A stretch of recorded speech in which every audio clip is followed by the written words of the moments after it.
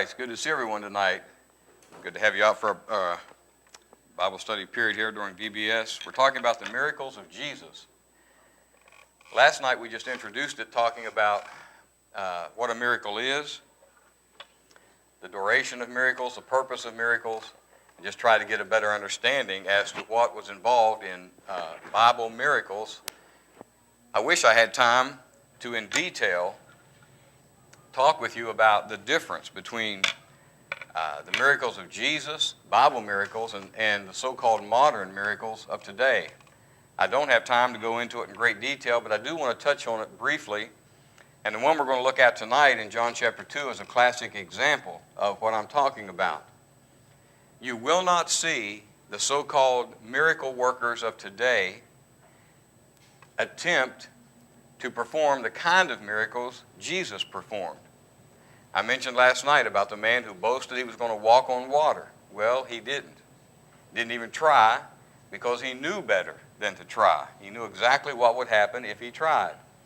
Tonight we're going to look at Jesus turning water into wine. You won't find anybody who's going to do that today. Again, in India, I always carry a big bottle of water because you don't drink their water. And I've often told Indian people, I've got the water. Let any of these men come, take this bottle of water, and I'll set it right here on the table and let him turn it into wine. He's not going to, won't even try to, because he can't. Now, there are magicians that might perform some magic trick and make it look like it, but I'm saying you let me take my bottle of water, set it right out here on the table, and let them do it. Well, they won't. But let me just quickly go through, and I don't have time to look up all the references with you, but let me just quickly show you the difference between Bible miracles and so-called modern-day miracles. With Bible miracles, both Old and New Testament, anytime a miracle was performed, it left no doubt in anybody's mind that a miracle had been performed. Bible miracles were always performed for a specific reason, not just to prove a person had power, not simply to heal, but as we pointed out, to confirm the message, to confirm the messenger, to confirm the deity of Christ. There was a specific reason for which the miracles were performed. Bible miracles were always observed by competent witnesses. I had a guy one time tell me he knew someone who had been raised from the dead. I said, you personally know someone who was raised from the dead? Well, I know someone who knows someone. I said, yeah, everybody knows someone who knows someone. But the miracles that Jesus and the apostles performed were always observed by competent witnesses who could then reliably report on what they saw, like the feeding of the 5,000 or the blind man in John 9 that we're going to look at on Wednesday night. Bible miracles, and this is important, were unrestricted in type. Jesus raised the dead. He gave sight to a man who was born blind. He walked on water. He turned water to wine. He calmed a storm.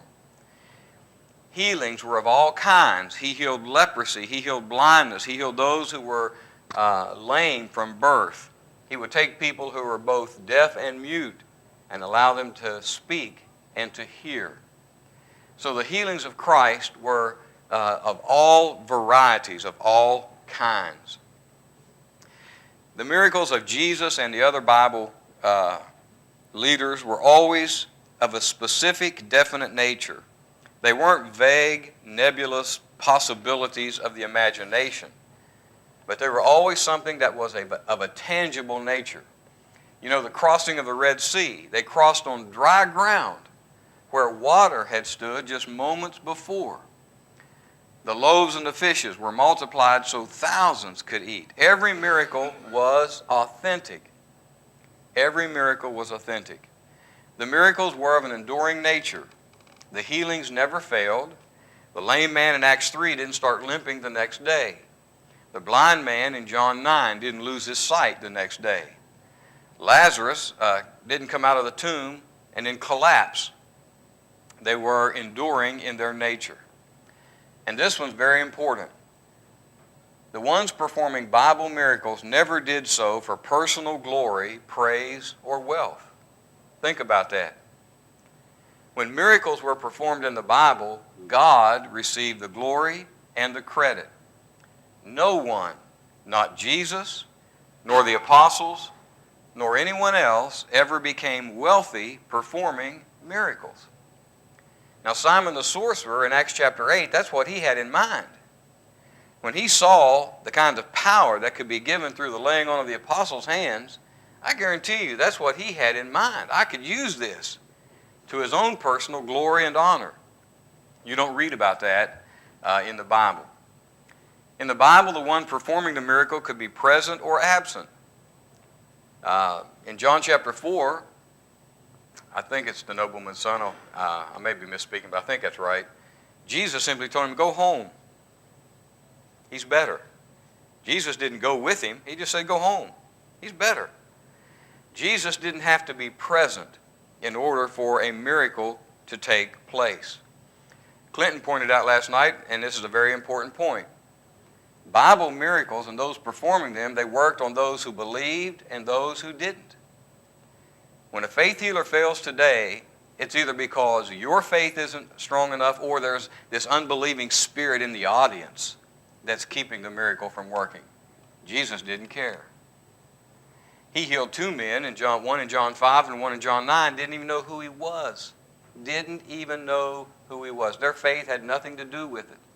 It was all in the power of Jesus. He could perform miracles in the midst of opposition. Matthew 12. He actually performed a miracle. Interestingly, no one denied the miracle. They simply said he does it by the power of Satan. He does it by the power of Beelzebub. He wasn't among friendly people when he performed that miracle. But again, faith healers today, if they fail, and they do, they're going to say, well, there's a spirit of opposition here that's keeping us from being able to do this. Jesus didn't care what kind of spirit might be there. If he wanted to heal someone, he did. Now, in contrast to that, modern day miracles, so often you have to take the word of the healer or the one healed. It was amazing to me. I watched a documentary one night as someone followed around one of these so-called faith healers.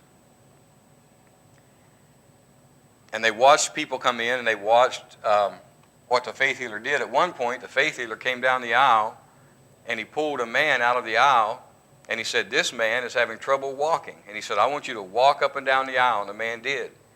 And he said, now I want you to run just a little bit. It was an older gentleman. He ran up and down the aisle a little bit, and everybody's just going crazy. When it was over, the guy who was there went up to the older gentleman. He said, you really came in here with walking problems? That was your walker? He said, no, the walker belonged to the lady sitting next to me. They said, well, why didn't you say something? He said, this is a man of God. He called me out and told me to walk, and so I walked. Wasn't even his walker. But you see, this is the kind of stuff that goes on. You have to take the word so often of either the healer or the one doing the healing. They're limited in nature. They're limited in nature. We were standing around talking last night after class was over. I went to school initially at a school in Dallas, Texas, and they were telling that before I got there, there was a student there who tragically, before he came there, his job was he was a circus freak. That's what he did. Because his body was so seriously deformed, he couldn't work at regular jobs, so he got a job as a circus freak. Someone converted him to Christ. He came to school knowing that he probably would never be able to preach because of his physical limitations, but he just wanted to learn more about the Bible. So he came and spent 2 years at the school just to learn about the Bible. Well, a big healing revival came to Dallas. They said one arm was not an arm at all. It was just kind of a stump. On the other arm, he had a hand, but a very small hand, but he could use it some. So he went to the healing revival and got in line to be healed. As he started getting closer to the stage, they said two big bruisers came up and said, sir, we'd like you to get out of line. He just started screaming. He started saying, I don't want you to even put a hand on this one. I just want you to fix the hand that's on this one. That's all I want. They drug him out of the building. They weren't going to let him get anywhere near that stage. Why? Because the man on the stage couldn't help him, and they didn't want him up there.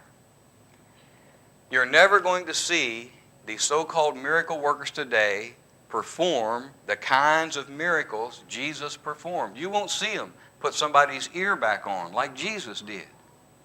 You will not see them raise someone from the dead that you know is dead. Now, they may claim to, and they may get somebody who will say that they were dead and they raised him from the dead, but you'll never see it. I guarantee it. Their miracles are vague in nature. They're never really clearly defined. They're often used to gain wealth and prestige. They often fail. They often can be denied and have shown to be false under careful examination. They're often performed on people absolutely unknown to us. And again, when they fail, it's blamed on the faith of the one doing, wanting to be healed, not the problem of the faith healer. There's just a world of difference between the miracles of Jesus and the miracles of the apostles and the so-called miracle workers of today. Well, let's move on. We're going to turn tonight to John chapter 2 as we begin to look at the miracles of Jesus. And we're going to notice the miracle of turning water into wine. Yes?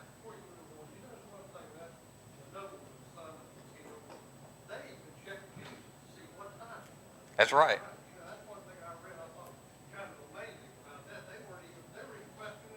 Yeah. They knew exactly what time he said that he'd be well, and when he got home, said what time was he well? It was the same time exactly. And so there's just no comparison. There really is no comparison between Bible miracles and the so-called miracles of today. Well, in John chapter 2, you have this great miracle of Jesus turning water into wine.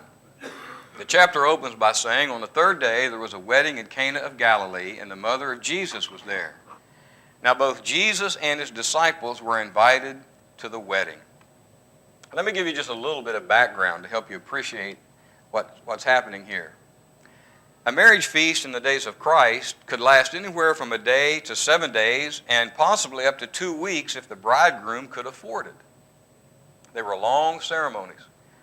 In certain parts of the world tonight, that still goes on. In India, you go to a Muslim wedding, it may go on for several days. And so it was not uncommon for a wedding feast to last for anywhere from a day to 7 days. This feast was held in Cana of Galilee, and Jesus, his mother, and his disciples were all invited to attend. Well, at the feast, something very embarrassing happens. They ran out of wine. Mary comes to Jesus for help, and she gets an interesting response, and I want to take a little bit of time to talk about this response. She comes to Jesus in verse 3, and when they ran out of wine, the mother of Jesus said to him, "They have no wine." Jesus said to her, "Woman, what does your concern have to do with me? My hour has not yet come." That's a difficult phrase, in my understanding, from those who know a lot more about Greek than I do. It's a difficult phrase to translate. And so, not absolutely sure what Jesus' statement means when he says, "What does your concern have to do with me?" Obviously, what he says did not offend Mary, because she says in verse 5, "Whatever he says to you, do it." So she did not get the impression that Jesus was not interested or willing to help. One other thing I want to point out, when he calls her woman, that's not degrading or disrespectful. Sometimes we hear people say that today, and it carries kind of a derogatory connotation with it. When Jesus says to her, "Woman, what does your concern have to do with me?" that was not a disrespectful term. If you remember when Jesus was hanging on the cross, he looked down from the cross and he saw his mother and John standing there. And he said to his mother, "Woman, behold your son." So it wasn't a derogatory term at all, as it often is used today. But let me tell you what I think is going on here in verse 4. When Jesus says to her, "Woman, what does your concern have to do with me?" I believe that what Jesus is saying to her is, do you understand what you're asking of me? Because his next comment is, my hour has not yet come. What's going to happen when Jesus starts performing miracles? Okay, he's going to have followers, and he's going to have adversaries. When this starts, it's going to start big time. When he starts performing miracles, not only is he going to start amassing more followers, but he's also going to start amassing more opposition. Not only is that going to affect him, who else is it going to affect? His mother. I really think he's saying to her, and in fact, I had a Greek teacher, and I've not confirmed this with anybody else, but I had a Greek teacher who believed that this could be translated, what is to me is to you. And that Jesus is saying to her, do you understand that by asking me to do this, it's not only going to affect me, but it's going to affect you as well, because now you're going to start seeing what's about to happen. I think that this is kind of the idea of what Jesus is saying when he says to her, what does your concern have to do with me? I don't think he's showing indifference. I don't think he's saying I'm not interested. I think he's saying to her, do you understand what you're asking me to do? Do you understand the consequences of what you're asking me to do? Do you understand that you're kind of not necessarily forcing the issue, but my time to die has not come yet. Are you prepared now to start observing all the things that's going to happen between now and the time when I do die? Because it's going to change when this starts happening. Well, again, obviously, she is not at all upset by his response, because she says, whatever he says to you, do it. Well, we're told that he ends up producing wine miraculously. When the ruler of the feast tasted the wine, he was amazed because the wine was of better quality than what had been served prior to this time. We're told in John chapter 2 and verse 11 that it was the first sign that Jesus performed. And it's really an interesting contrast to the first miracle that Jesus is said to have performed and the first miracle that was performed through Moses by God in the land of Egypt. Do you remember what Moses' first miracle was? It involved water as well. Yeah, he turned water into blood. Exodus 7 and verse 20. Moses' first miracle involved water, but it was a miracle of judgment as God brought judgment upon the land of Egypt. Jesus' first miracle involves water as well, but it was a miracle of joy. Not a miracle of judgment, but a miracle of joy. Well, let's look at this miracle and notice what I think are some important and interesting things about it. First, I think it's interesting that it was performed at a wedding feast. We need to understand tonight that Jesus is not opposed to Christians being happy and social creatures. There are a lot of folks who don't understand that. There are a lot of people tonight that if you were to talk to them about becoming a Christian, one of the first things they would think was, well, I don't want to do that yet because I'd like to enjoy life before I have to give up everything that's fun. And a lot of people think that Christianity just kind of sucks all the joy out of life. Well, that was not ever the intent. In fact, the book of Philippians 4 and verse 4, what does Paul say? Rejoice in the Lord always. And again, I say rejoice. John would write in 1 John chapter 1 and verse 4 that he's writing that our joy might be made full. That our joy might be made full. Jesus, in comparing himself to the false shepherds, said in John chapter 10 and verse 10, he says, the thief does not come except to steal and to kill and to destroy. I have come that they may have life and that they may have it more abundantly. And I don't think he's talking there about heaven. I think he's talking about life here and now. And I think Jesus is saying the truly abundant life, the truly blessed life, The truly joyful life is the life that is found in Jesus Christ. It's my understanding that there are some religious groups that actually are opposed to any kind of social celebrations. I won't say which one in particular because I'm not absolutely certain. I don't want to misrepresent them, but I've been told that one major religious group forbids its members to have birthday parties or anything like that because they believe that it's sinful to engage in those kinds of joyous celebrations. Jesus didn't feel that way. Jesus was present at a wedding feast in Cana of Galilee. It's also important to notice that by his presence there, Jesus is honoring the institution of marriage. Marriage was ordained of God back in the beginning, back in Genesis chapter 2 when he created man and woman.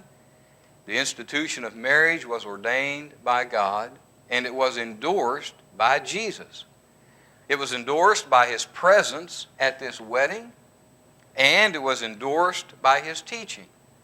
In Matthew chapter 19, and you've heard this passage many times over the years, but in Matthew chapter 19, the disciples come, or not the disciples, the Pharisees come, testing him, asking him a question about divorce. Is it right to divorce, a man can divorce his wife for just any reason? Jesus said, "Have you not read that he who made them at the beginning made them male and female? And said, for this reason a man shall leave his father and mother, shall be joined to his wife, and the two shall become one flesh. So then they are no longer two, but one flesh. Therefore what God has joined together, let not man separate." Jesus here made it clear that marriage is an institution established by God at the beginning when he made them, notice, male and female. There's not been many times in my life that I've regretted having the name Steve. But since homosexuality became such a popular venue in our land, inevitably if somebody's going to make an illustration from Matthew 19, they're going to say, God made them Adam and Eve, not Adam and Steve. That's when I switched to my other name and go by Barry for a while. But that's right. He made them Adam and Eve. He made a male and a female, Jesus said, and said, for this reason a man shall leave his father and shall be joined to his wife. Jesus, by his teaching, endorsed marriage as it was established by God in the beginning. Our society is seriously trying to destroy everything God intended for marriage. I guess it's legal in 50 states now. Is it not legal in all 50 states now to marry as homosexuals? I believe every state has finally pretty much ratified that law to where same-sex people can now get married. I'm not a prophet. I'm not the son of a prophet. But I did say, publicly and privately, when this started happening, it won't be long until it gets even more perverted. And I was right. Because there have been cases now where people have petitioned the court to marry their dog or to marry some other animal. Well, why not? If marriage is not what God intended, if marriage is not between a man and a woman, if marriage is just anything you want to be attached to, then why not? And I'm going to be a prophet again. You're going to have to overturn the laws in Utah that prohibit polygamy. Why not? If marriage is not what God said, one man and one woman for one life, if that's not what marriage is, if now marriage can be between two men or two women, then why can't it be between a man and his goat? Why can't it be between a man and three women? Or a woman and three men? Why can't it be? If we can change the law to just satisfy whatever desire man has and completely ignore what God said concerning the institution of marriage, where are the limits? There are none. And they'll all eventually be destroyed if somebody doesn't take a stand and get this country back on the path that it needs to be on. Once you open that floodgate, there's no stopping it. It's just a matter of time. Jesus endorsed marriage. Society is doing everything that it can to destroy what God intended for marriage. I think it's also important to notice that Jesus was invited to this marriage feast. Verse 2, now both Jesus and his disciples were invited to the wedding. Every wedding should want Jesus as a guest. Every wedding should want Jesus as a guest. Somebody tell me what Matthew 6:33 states. You know it. If I begin it, you know it. Seek first and his righteousness, and all these things shall be added unto you. If you're contemplating marriage, seek first the kingdom of God and his righteousness. If you're contemplating marriage, you want to be sure that Jesus can be a part of that marriage. In 1 Corinthians chapter 9, the Apostle Paul, as he talked about his rights as an apostle, he says, beginning in verse 4, do we have no right to eat and drink? He's talking about being supported. Do we have no right, verse 5, to take along a believing wife, as do also the other apostles, the brothers of the Lord, and Cephas? But what kind of wife did Paul say he had a right to take with him? A believing wife. Paul understood that in order to be effective in the work that he was involved in, his wife would need to be a believing wife. Jesus needs to be invited to our weddings. It's really sad today that most, quote, marriage feasts, most marriage celebrations are much more interested in sinful activities than they are in having Jesus there. I remember performing a wedding on one occasion for someone that I really had hopes was going to be restored. They were an unfaithful member of the church, and I agreed to perform the wedding. They had every right to be married, and I agreed to perform the wedding hoping that this would lead to their restoration to the body of Christ. It actually did lead to the restoration of some of their family, so good did come from it. But I'll never forget when it was over. The father of the groom came to me and said, you weren't planning to go to the reception, were you? I said, not really. And he said, well, I'm telling you now, you don't want to. You don't want to. That's what most wedding feasts are today. Not a place where Jesus has been invited, but a place where Jesus would not be very welcome at all. We need to invite Jesus to our weddings. But I want you to notice also about this miracle, that this miracle shows us something very important about Jesus. It shows us that Jesus is interested in our personal problems, because Jesus helped this family avoid serious embarrassment. It's important in our country, but not nearly as important as it is in other cultures. To run out of refreshments would have been extremely embarrassing to the family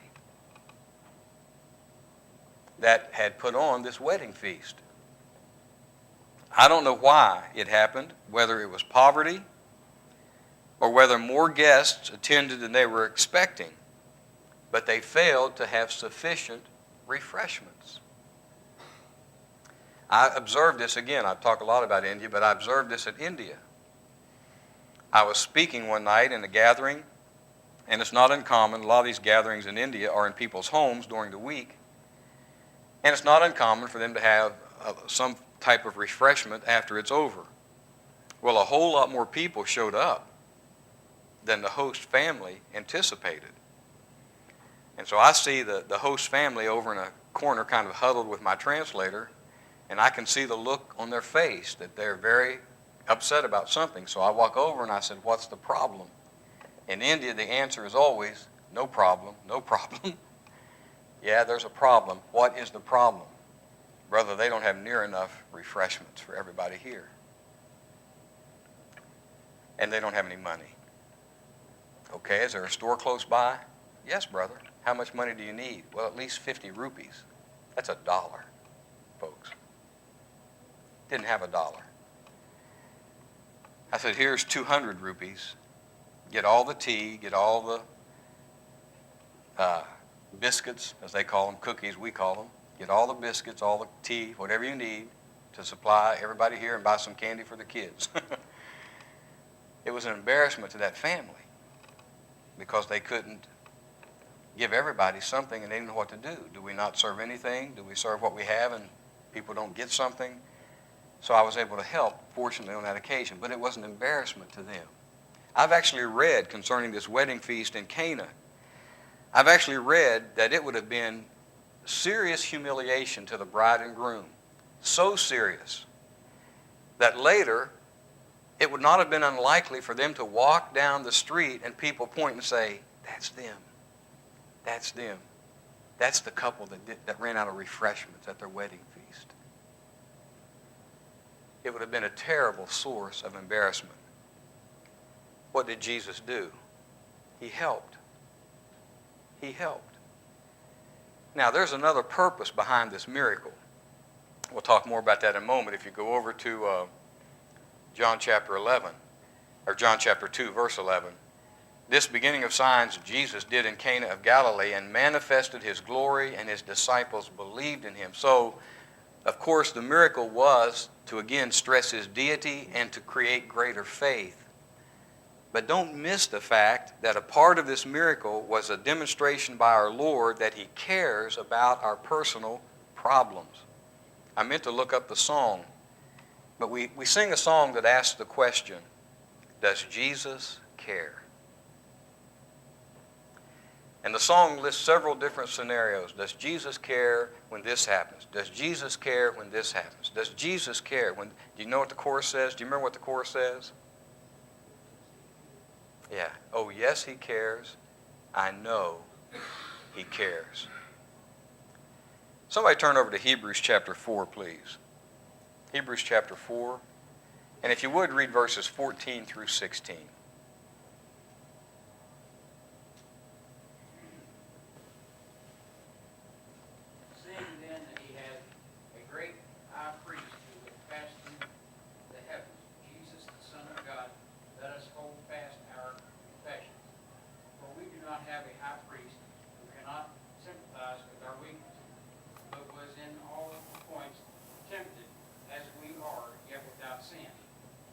Let us therefore come boldly to the throne of grace, that we may obtain mercy and have grace to help in time of need.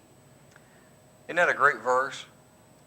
We have a great high priest who passed through the heavens, who came here. And in this great high priest, we have one who sympathizes with our weaknesses. We have a great high priest who was tempted in all points as we are, yet without sin. But we have a high priest who is touched and understands and sympathizes with our struggles. And the Hebrew writer says, because of that, you can come boldly to the throne of grace and find mercy and grace in time of need.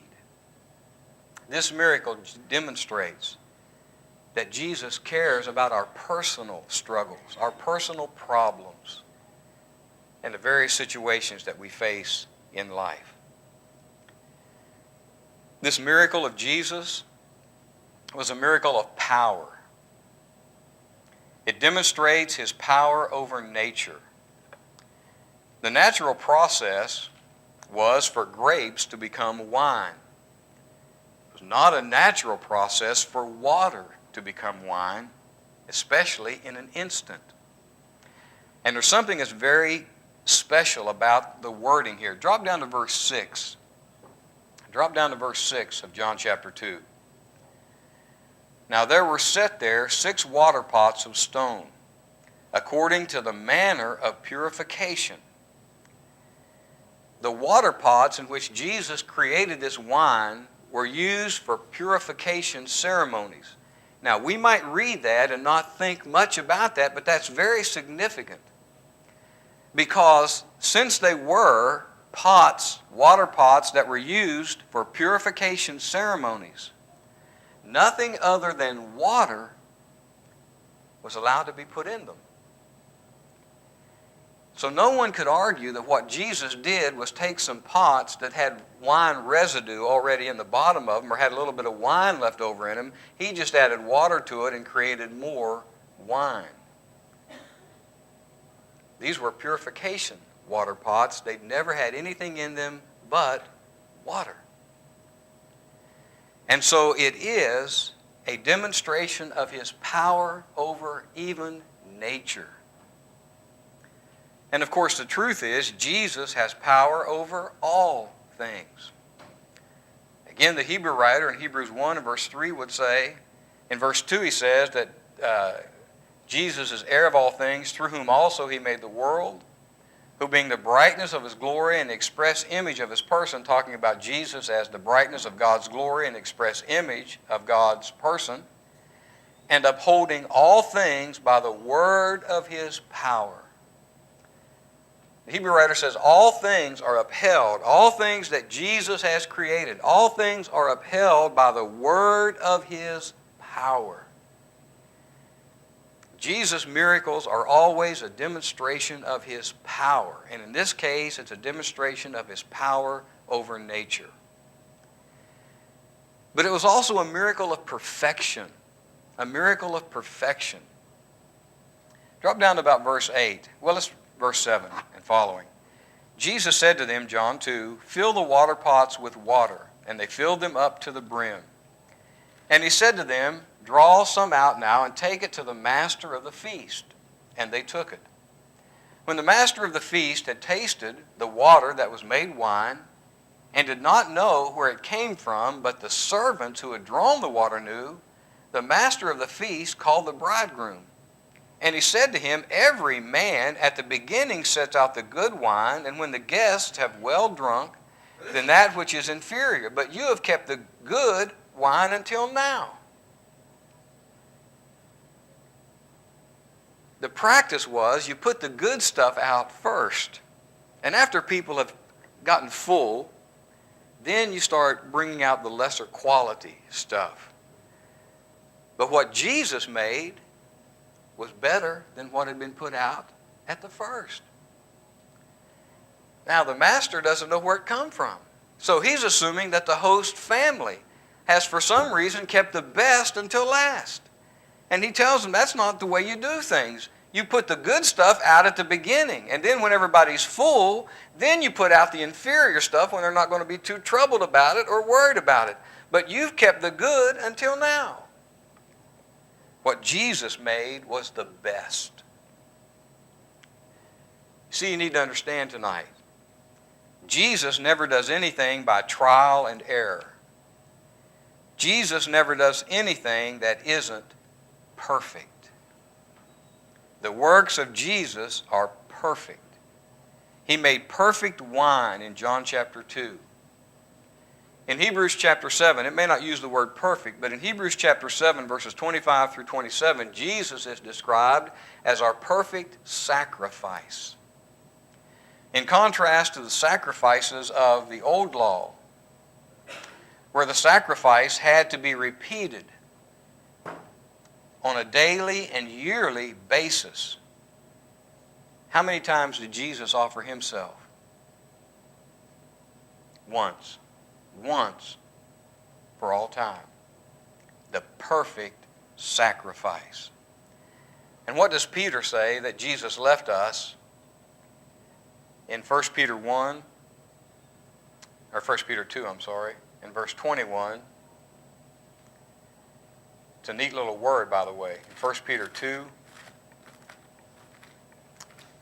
He says, "For to this you were called, because Christ also suffered for us, leaving us an example that you should follow his steps." Jesus is our perfect sacrifice, and Jesus left us a perfect example to follow. The word example is a really neat word. Some of you are school teachers, and I don't know if they still do this or not, especially in kindergarten and the first grade.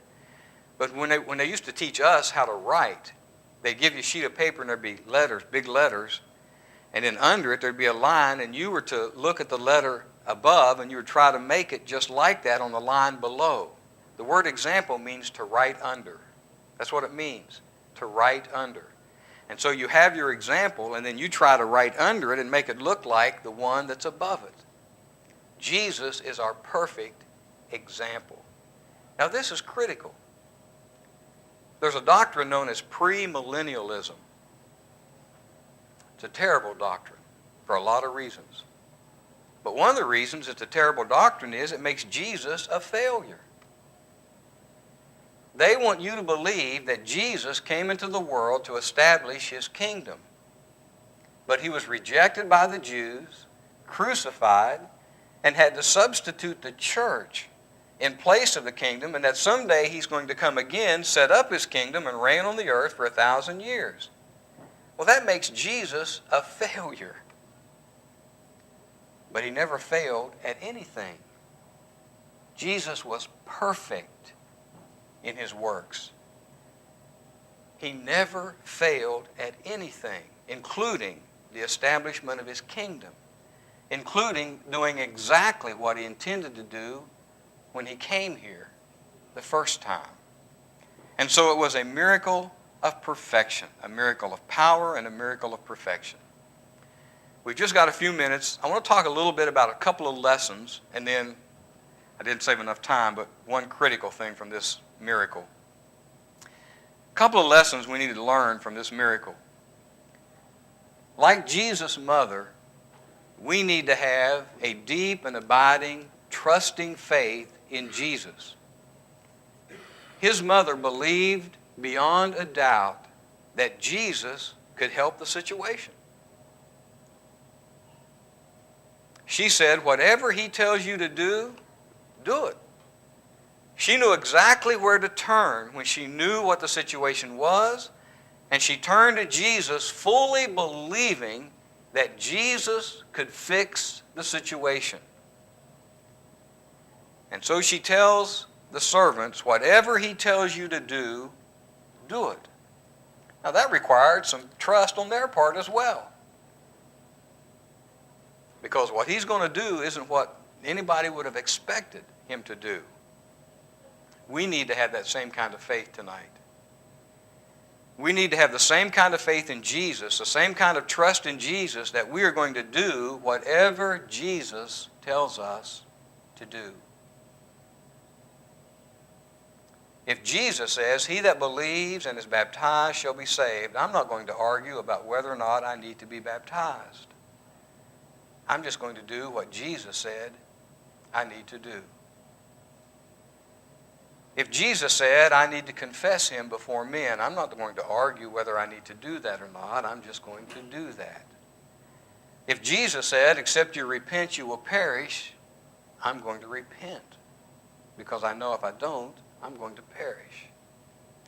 If Jesus says I need to put first the kingdom of God and his righteousness, then that's what I'm going to do my best to do. I'm going to put first the kingdom of God and his righteousness, because that's what Jesus said I need to do. If Jesus said if I want to follow him, I need to take up my cross and follow him daily, then that's what I need to do. Just pick up my cross and trust Christ and follow him daily. I just need to trust Jesus. And whatever Jesus tells me to do in his word, I just need to do the best I can to do that. One other lesson real quickly. Jesus had a limited time to do his work.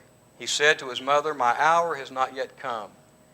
He would say in John chapter 9, and we'll look at this more on Wednesday night, He would say, I must work the works of him who sent me while it is day. The night is coming when no one can work. Simply talking about the fact I have a limited amount of time to get done what I need to do. That's true of us as well. We have limited time here to do what Jesus wants us to do. We have a limited time to obey the gospel. Folks, none of us knows when we leave this building tonight what's in store for us. Not one of us knows. And I could stand here and take a lot of time just telling you one after another, after another, after another example of people who got up thinking today's just like any other day, and it wasn't. And it turned out to be their last day. We have a limited time to obey the gospel. We have limited opportunities to worship. We have limited opportunities to do the work that Jesus wants us to do. What's that mean? Take advantage of them. If you're not a Christian, take advantage of the fact that Jesus is giving you another opportunity today to become one. If you've not been faithful in coming to worship, change that. Take advantage of every opportunity you have to grow in the grace and knowledge of Jesus Christ. If there's work you need to do, if there's someone you need to talk to about Christ, if there's someone you need to visit, to encourage, if there's something you know you need to do as a Christian, make plans to do it before it's too late. I have regrets, I'm sure you do too, of people that I kept thinking, I need to go see this person. For whatever reason, I got busy, didn't do this, didn't do that, and they're gone. And I never got there. We have a limited amount of time to do what Jesus wants us to do. Take advantage of it. Real quickly, anytime you study John 2, what comes up? Huh? Yeah, social drinking. Social drinking. I don't have time to talk about it. Wow. Real quickly. Do I believe Jesus made intoxicating beverage? No, I do not. Wine in the New Testament can be intoxicating or non-alcoholic. Only the context can determine it. It's the same word, oinos, translated wine. Only the context determines it. Jesus made between 120 and 150 gallons of wine. Habakkuk 2:15, the old law, God forbid you to give strong drink to your neighbor. What law was Jesus living under? Do you think Jesus violated that law? Not for a moment.